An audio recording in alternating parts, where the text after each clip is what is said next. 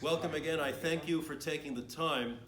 I wanted to try something a little different tonight. I have a number of items I brought from my house, and they're here, and I want you to look at all of them and tell me, where am I going? What's my destination with these items?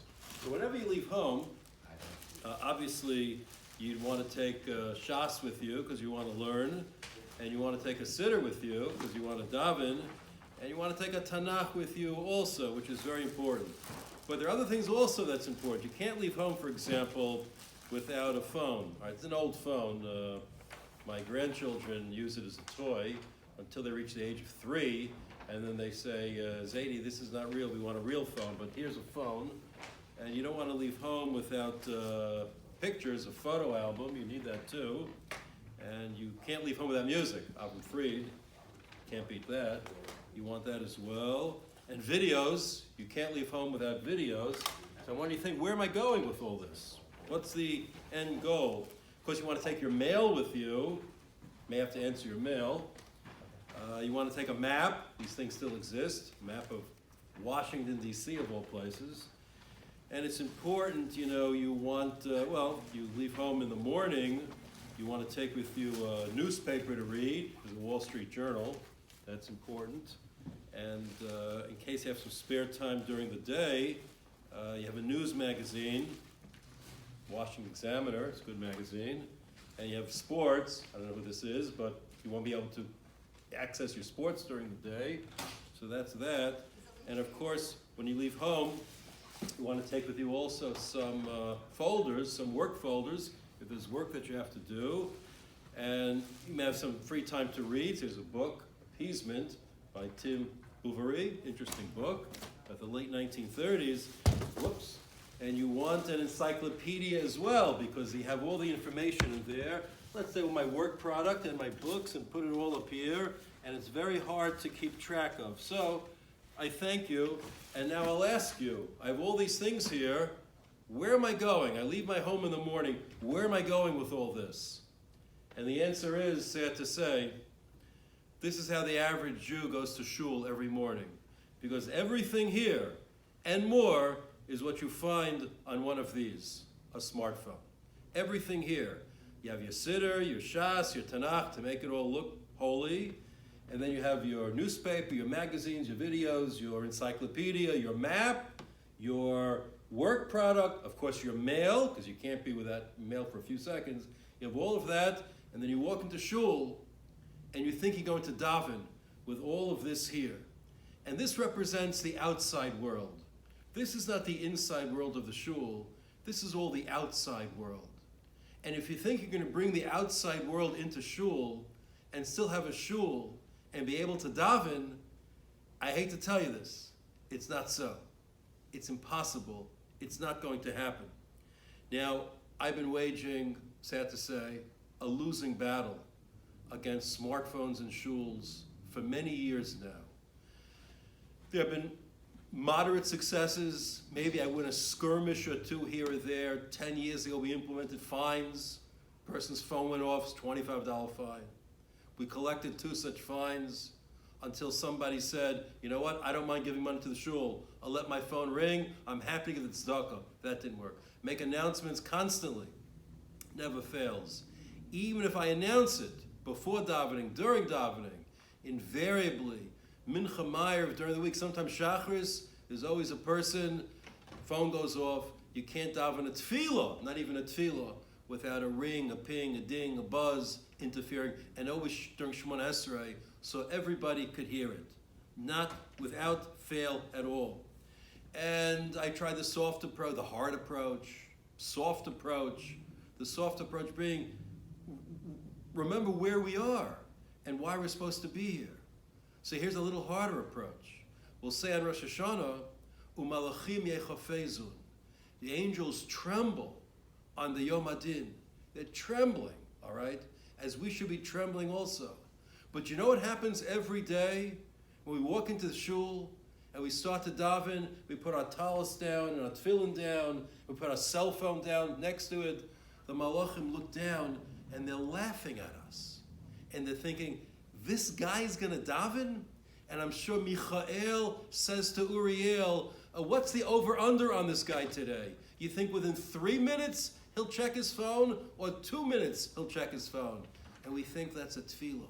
And we think those tefillos should be heard and accepted because we're saying them, notwithstanding that our minds are elsewhere. It can't work. It's impossible to work like that. So why is it then that after all I've tried and all I've said, and the various activities we've had over the years, and programs that we've run, it simply does not take, and people can't resist.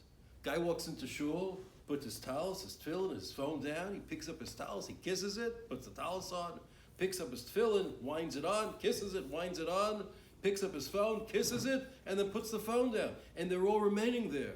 Just the other day, there was a guy standing in front of me, David, a young guy, right before Gal Yisrael, he picked up his phone to check for messages, and then he davened Shemon Esrei, he walks back 3 steps, and then walks forward, and with his left hand, as he's coming forward, he reaches for his phone. He reaches for his phone with his left hand just to check, and you know what? Nothing happened. In the 3 minutes he davened Shemon Esrei, nothing happened. And the truth is, nothing ever happens. There's no emergency out there. I've been doing this for decades already. I've never had one emergency that couldn't wait till after davening. It's nothing. It's just the lure of the outside world. And it's made kavanah almost impossible. And it's impaired our ability to daven as well.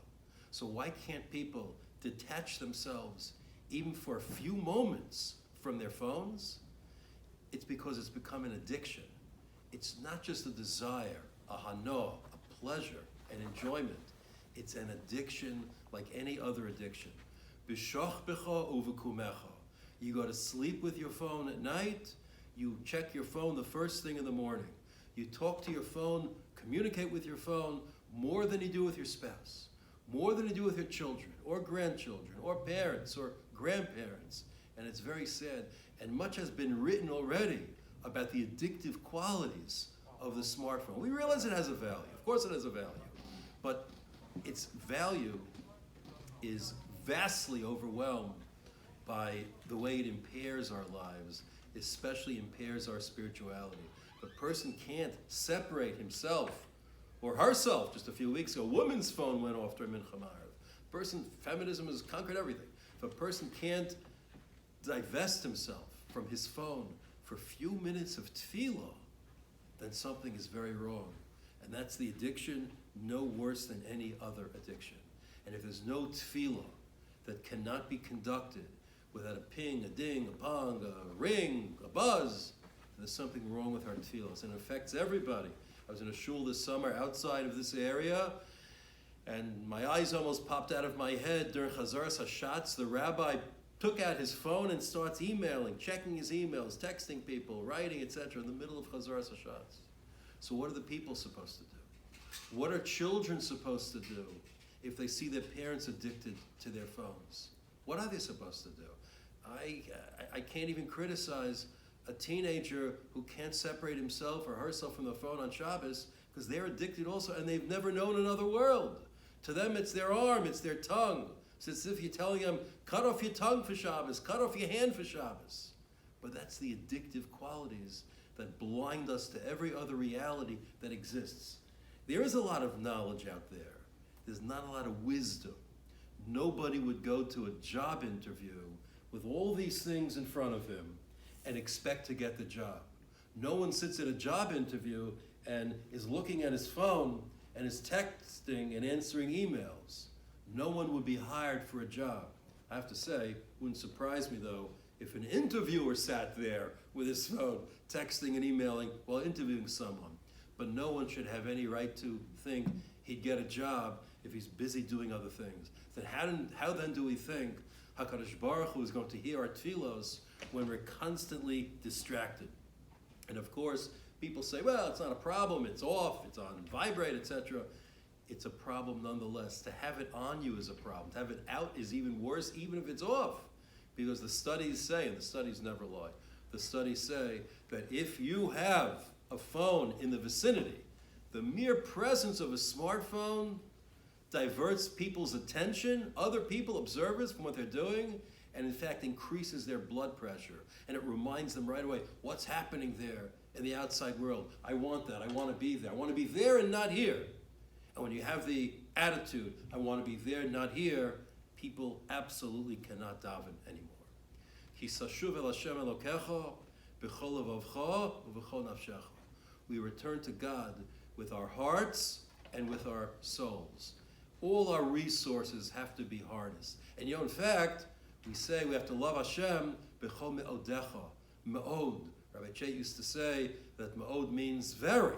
You have to love God with whatever is very to you in your life. Whatever you want very of. Whatever you cannot get too much of. In our day, it's the addiction of the smartphone that people can't get too much of. And as a result, you want to show love of God, especially in his Beis HaKnesses, in his Beis Tefillah. You can't enter with a phone. So here I'm giving everyone now what I call the Pruzansky challenge. You ready for it? Give me an amen. The Pruzansky challenge. During Aseret Yimei Tshuva, come to Shul without a phone. Leave your phone at home. Leave your phone in the car. Do not bring it into Shul. Yeah, doctors, I understand, doctors. The fact is we have a charging station. They can keep it in there. They can go out every 5 minutes if they want to check. But to have a phone in the Shul is not just the ultimate distraction, it's the ultimate desecration. For Aseret Yimei Tshuva, leave the phone outside. And think, what am I asking really? 2 days Rosh Hashanah, you're not bringing a phone anyway. Shabbos, you're not bringing a phone. Yom Kippur, you're not bringing a phone. Suddenly, Aseret Yimei Tshuva is down to 6 days. There's 6 days you can't bring a phone. So I'll tell you right now. Come Tzom Gedalia, Wednesday. You'll come to Shul without a phone. No phone, all right? I'm telling you right now, it's going to be brutal. Be very painful. You'll be anguished. You start reaching around for it. Where's my phone? Where am I? What happened to my tether, my anchor? What am I going to do with myself? It'll be very painful Wednesday. So painful, you won't even realize you're fasting. That's how painful it'll be. Food and drink will be nothing to you because for that 45, 50, 60 minutes of chakras, you won't have a phone. Mincha Ma'ariv, no phone. It'll be brutal. Come Thursday, it'll be a little less, still painful, a little less painful. Won't be as bad, but you'll still feel the loss, the lure. Come Friday, it'll recede tremendously. Come Friday, so you know what? It's not so bad. And then Shabbos already, you're not bringing anyone to Shul. Shabbos represents 4 consecutive days. 4 days without a phone. By Sunday, you won't even think about it anymore. By Monday, you'll so enjoy the tefillah that you'll be wondering to yourselves, why did I not do this before? Why did I not remove this distraction, this device, this anti-tefillah object in order to daven better? Why did I do this years ago? By Tuesday, Erev Yom Kippurim, you won't miss it at all. Yom Kippur comes on Wednesday. You'll daven b'kedusha v'tahara. It's a 10-day challenge. But I telling you, if you take that challenge, by Thursday, the day after Yom Kippurim, you won't be bringing your phone to Shul. You won't think about it. You won't miss it. Nothing. You'll be a different person. And it'll be a different year. And we'll be able to appreciate our tefillos differently as well. If the Torah says to us, what we want is uladavka bo, to cleave to God, we cleave to God through tefillah. That's how we cleave to Him. That's Devekus B'Hashem. That's what we want this time of year as well. That's the essence of our tefillah. And think about the brachos that await us if once again we can recapture tefillah as we know it should be, as Chazal intended it to be, the link between us and HaKadosh Baruch Hu, with no intermediary and with no instrument that's going to distract us from both. If we do this, our lives will be different.